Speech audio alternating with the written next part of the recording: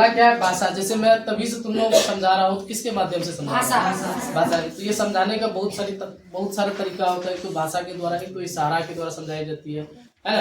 एक लिख करके समझाया जाता है, जैसे ये लिखा हुआ है, ये भी आपका क्या बोलते हैं उसको, लिखित तौर पर, है ना। तो ये हो गया। भाषा किसको कहेंगे? जिसके द्वारा मनुष्य अपने मन की भावनाओं को दूसरों के सामने लिख कर या बोल कर दूसरों पर क्या करता है, प्रकट करता है, उसे क्या कहेंगे? भाषा कहेंगे। ठीक है।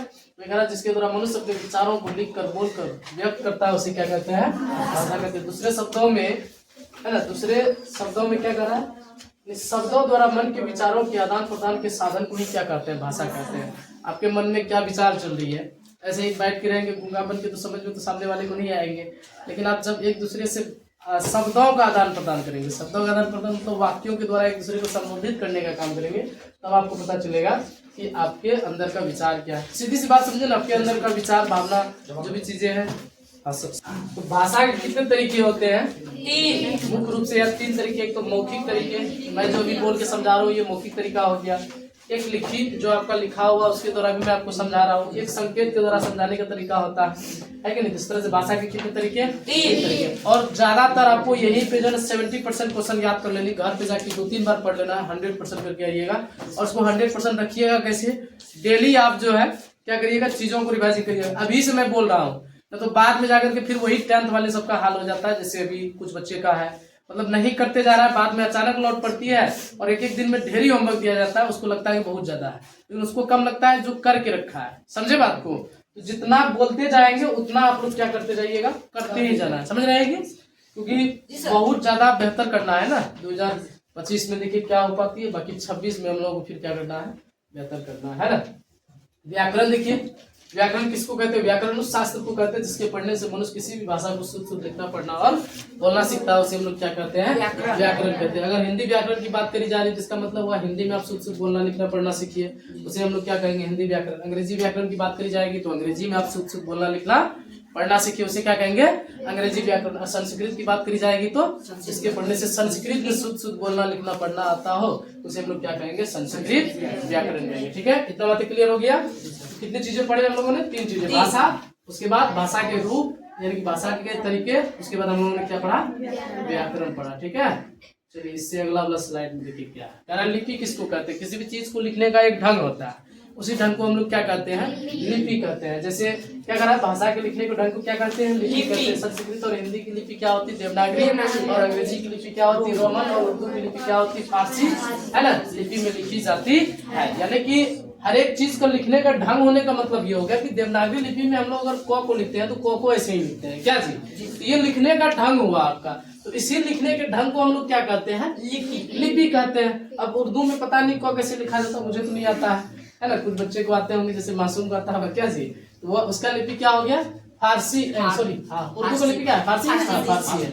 इस तरह से याद रखिएगा, उर्दू का लिपि फारसी, हिंदी और संस्कृत का लिपि देवनागरी, और अंग्रेजी का लिपि क्या होता है? रोमन होता है। तो लिपि किसको कहेंगे? किसी भी भाषा के लिखने को ढंग को ही क्या कहते हैं? लिपि कहते हैं। उसके बाद व्याकरण के कितने खंड होते हैं? तो व्याकरण के मुख्य रूप से 3 ही होते हैं, लेकिन यहाँ पे 5 दिया गया, 5 का नाम देख लेते हैं। लेकिन हमें पढ़ना कितने के बारे में है? 3 के बारे में ही पढ़ना है। तो सबसे पहला तरीका आपको दे रखा है कि वर्ण विचार किसको कहते हैं, उसके बाद शब्द विचार, वाक्य विचार, चिन्ह विचार और छंद विचार। तो यही तीनों मतलब 5 में जो है आपका पूरा व्याकरण समाया हुआ है। समझे बात को? तो वर्ण विचार, शब्द विचार और वाक्य विचार। ठीक है, चलिए व्याकरण के मुख्य रूप से कितने होते हैं? 3। लेकिन यहाँ पे कितना नाम याद करने वाले? वर्ण विचार, शब्द विचार, वाक्य विचार, छंद विचार और चिन्ह विचार। ठीक है, याद हुआ? वर्ण विचार, शब्द विचार, वाक्य विचार, छंद विचार और चिन्ह विचार। ठीक है, उसके बाद आपका वर्ण कहते किसको है? तो भाषा की मूल प्रतीक, है ना, मूल ध्वनि और ध्वनि के प्रतीक चिन्हों को क्या कहा जाता है? वर्ण कहा जाता है। जैसे अब मैं बोल रहा हूँ, तो ये बोल जो रहा हूँ, वर्ण का एक ध्वनि निकलता है। जैसे क बोल रहा हूँ, उसका क का एक ध्वनि निकल रहा है ना जी। वही क का एक चिन्ह होता है, प्रतीक होता है, उसी को हम लोग क्या कहते हैं? वर्ण कहते हैं। या भाषा के सबसे छोटी इकाई को क्या कहते हैं? वर्ण कहते हैं। या इसको आप ऐसे भी बोल सकते हैं, जिनको मतलब और अधिक खंडित नहीं किया जा सकता है। वर्ण का एक परिभाषा नहीं बचपन में हम लोग याद करते हैं, वर्ण जिसका खंड या टुकड़ा नहीं किया जा सके, उसे क्या करते हैं? वर्ण कहते हैं। इस तरह से हम लोग याद किया है ना। वही मतलब खंड और टुकड़ा, हाँ सर कह बोल सकते हैं, खंड और टुकड़ा नहीं करने मतलब ये हुआ क जो है, क आपका वर्ण है कि अक्षर है, बताइए तो।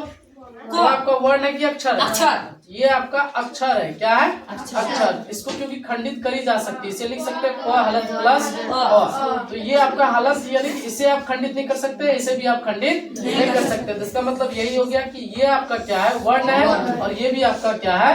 वर्ण है। तो जिनको और अधिक खंडित नहीं किया जा सकता, ये भाषा की सबसे छोटी इकाई मीन्स क्या? वही, और इसे खंड नहीं किया जा सकता, उसे हम लोग क्या कहेंगे? वर्ण कहेंगे। ठीक है। उसके बाद आपका वर्ण हो गया। या कह रहा है कि भाषा की सबसे छोटी इकाई, ये भी हो गया। वर्णमाला, वर्णों के क्रमबद्ध समुदाय को क्या कहते हैं? वर्णमाला कहते हैं। जैसे क ख ग घ ङ च छ ज, ये क्रमबद्ध एक समूह है, इसी समूह को हम लोग क्या कहते हैं? वर्णमाला कहते हैं। ठीक है, समझ गए। तो आधुनिक हिंदी व्याकरण में जो है कुल कितने वर्ण होते हैं? 8 वर्ण होते हैं। ठीक, ये याद हो जाना चाहिए। इसके बाद अगला आपका दे रखा है कि स्वर्ण वर्ण किसको कहते हैं, यानी कि वर्ण के प्रकार हो गया। क्या हो गया? वर्ण के प्रकार।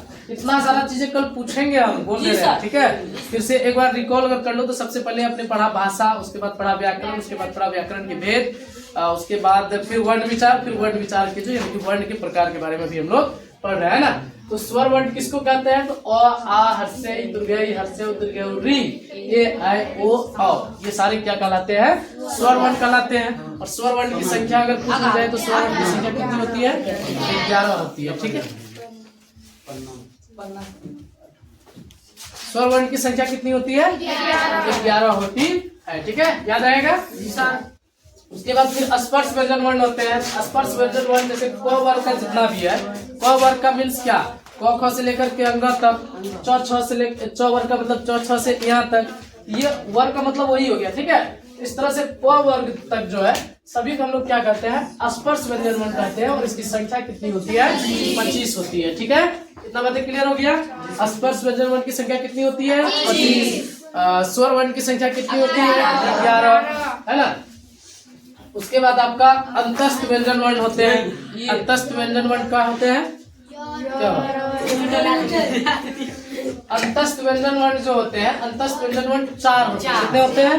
4। य र ल, ये मोस्ट इंपोर्टेंट है, इसको याद कर लेना। खास करके ये स्वर, स्पर्श, अंतर, अंतस्थ, उष्ण, संयुक्त, द्विगुण, ये सब पूछ लेता है। आपको दे करके पूछ लेगा कि यह बताइए कौन सा वर्ण है, तो यह कौन सा वर्ण है? अंतस्थ व्यंजन वर्ण है ना। कौन सा वर्ण है? अंतस्थ व्यंजन वर्ण है। इस तरह से आपको याद होना चाहिए। उष्ण व्यंजन वर्ण तालव्य स मूर्धन्य स दंत स ह, तालव्य स मूर्धन्य स दंत स ह। तो ये आपका जो है इसमें आ जाता है, उष्ण व्यंजन वर्ण आ जाते हैं। संयुक्त व्यंजन वर्ण में अक्षर त्र स्र ज्ञ, अक्षर त्र स्र ज्ञ। कल आपसे पूछ ली जाएगी कि अक्षर कौन सा व्यंजन वर्ण है, तब बोलिएगा संयुक्त व्यंजन वर्ण। आपको पूछ ली जाएगी कि र कौन सा व्यंजन वर्ण है, तो अंतस्थ व्यंजन वर्ण। आपसे पूछ ली जाएगी कि ह कौन सा व्यंजन वर्ण है, उष्ण व्यंजन वर्ण। अक्षर कौन सा व्यंजन वर्ण है, संयुक्त व्यंजन वर्ण। समझ गए। तो संयुक्त व्यंजन वर्ण कितने? 4। उस व्यंजन वर्ण कितने? 4। स्पर्श व्यंजन वर्ण कितने? 25। स्पर्श व्यंजन वर्ण कितने होते हैं? 25 होते हैं। द्विगुण कितने होते हैं? 2 होते हैं। 2 मतलब दोनों की तरह ये व्यवहार करता है। स्पर्श के सॉरी स्वर की तरह भी, व्यंजन की तरह भी। जैसे कि ड और ये जो होता है इसको क्या बोलते हैं? ड ढ बोलते हैं, नहीं ये हो गया। और एक आपका अयोग वाह होते हैं। अयोग वाह में अनुस्वार और अविसर्ग जो आता है, ये आपका किसमें आ जाते हैं? अयोग वाह में आ जाते हैं। ठीक है, तो इसको भी याद रखना है कि अयोग वाह कितने होते हैं? 2 होते हैं। अनुस्वार और अविसर्ग, है ना। द्विगुण कितने होते हैं? ये भी 2 होते हैं। ड और क्या होता है? ड और कंफ्यूज हो जाते हैं, किसको ड बोलते हैं किसको ढ बोलते हैं ना। तुम लोग में होता है जी, क्या है? क्या है? ठीक है। स्वर वर्ण के कितने प्रकार होते हैं? स्वर वर्ण के मुख्य रूप से 2 प्रकार होते हैं। कितने प्रकार होते हैं? एक मूल स्वर होता है, जैसे अ आ से ये आपका मूल स्वर है। एक संयुक्त स्वर होता है, ए यानी कि अ प्लस ए या अ।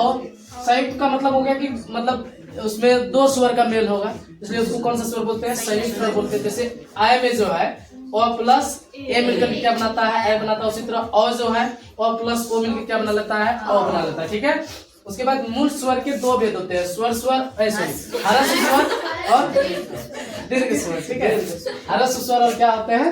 दीर्घ स्वर। हरस का मतलब हुआ कि जिसके उच्चारण में सबसे कम समय लगता हो या एक मात्रा का समय बोल सकते हो कि वैसा स्वर वर्ण जिसके उच्चारण में एक मात्रा का समय लगता है उसे क्या कहते हैं? ह्रस्व स्वर कहते हैं। ठीक है, जैसे आपको ये भी पूछ लेता है, आपको पूछ लेगा कि आ बताइए कौन सा स्वर है, तो आ कौन सा स्वर हो जाएगा? दीर्घ स्वर हो जाएगा, क्योंकि इसमें अ से जो है ज्यादा समय लगता है। अ बोलिए तो आ, बोलिए तो आ में ज्यादा ताकत भी लगता है बोलने में, अ में कम ताकत लगता है बोलने में भी कम समय लगता है। इस तरह से आपका अ आ जाता है ह्रस्व में, आ जाता है दीर्घ में। एक आपका प्लुप्त भी होता है जिसकी यहाँ पे चर्चा नहीं करी गई है। प्लुप्त स्वर में 3 मात्रा का समय लगता है, कहने मतलब ह्रस्व और दीर्घ से 2 गुना ज्यादा समय लगता है, उसे हम लोग क्या कहेंगे? प्लुप्त स्वर कहेंगे। जैसे हे राम, हे कृष्ण, या इसको ऐसे ही बोल सकते हो पुकारने या चिल्लाने के लिए या किसी को संबोधित करने के लिए, है ना, जिसको यूज करी जाती है उसे क्या कहेंगे? हम लोग प्लुप्त स्वर कहेंगे। ठीक है, समझ गए बात को? जी सर। चलिए और एक स्लाइड है उसको जान लेते हैं तब खत्म हो जाएगा। ये आपका है स्वर वर्ण किसे कहते हैं? तो स्वर उस वर्ण को कहा जाता है जिसका उच्चारण बिना किसी दूसरे वर्ण की सहायता से होता है, उसे क्या कहते हैं? स्वर वर्ण कहते हैं। जैसे अ आ ये सब किसमें आ जाता है? स्वर। ये कहता है कि हम किसी का मदद नहीं लेते हैं, हम अपने काम करने के लिए, है कि नहीं? तो वह अ अपने स्वयं अपना उसका उच्चारण होता है। लेकिन क बोलिए तो क आ रहा है ना, तो मतलब क में जो है किसकी मदद लेनी पड़ती है? अ की मदद लेनी पड़ती है। और अ क्या है? आपका स्वर है। तो व्यंजन वर्ण के उच्चारण में जो होती है वो किसकी सहायता लेनी पड़ती है? स्वर की।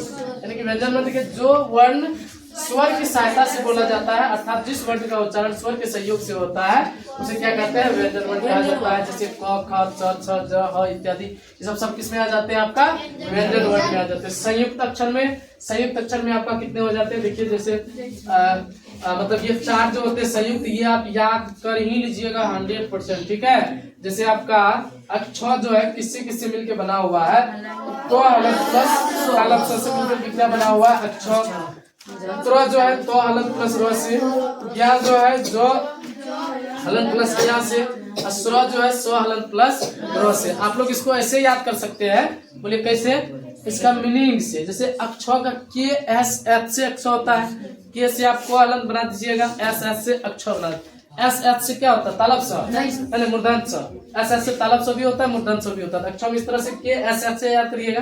तो के को हलंत प्लस मूर्धन्य स, उसके बाद स्र में एस एच आर से होता है ना जी। तो एस का मतलब तालव्य स हलंत प्लस क्या हो जाएगा? रो हो जाएगा। त्र में टी आर से होता है तो हलंत प्लस र। ज्ञा में ज्ञान बोलते हैं ना जी, तो जो हलंत प्लस क्या हो जाएगा?